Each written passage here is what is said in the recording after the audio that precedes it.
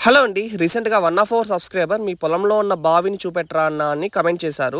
So, అందుకే ఈ vlog అయితే క్యాప్చర్ చేస్తున్నానండి.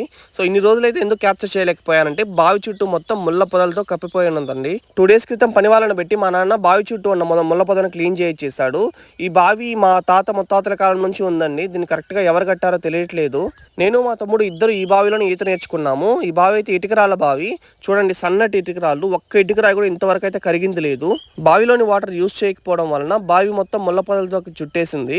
బావిలోకి దిగడానికి స్టెప్స్ కూడా ఉన్నాయి. చిన్నప్పుడు అయితే మా నాన్నమ్మ పొలం పనులు అయిన తర్వాత తనకి ఈత తెలియకపోయినా ఎంతో ధైర్యంతో స్టెప్స్ సహాయంతో కిందకి దిగి కాళ్ళు చేతులు అయితే కడుక్కునేది. రీసెంట్ గా మా పెద్దవాళ్ళు ఈ బావిని పూడిపేస్తారంటే నేను మా తమ్ముడు అస్సలు ఒప్పుకోలేదు. నెక్స్ట్ జనరేషన్ వాళ్ళకి అసలు మన పూర్వీకులు ఏ విధంగా మన కల్టివేషన్ చేసేవారో చూపెట్టడానికైతే ఈ బావిని అయితే మేము గుర్తుగా పెట్టుకున్నామండి.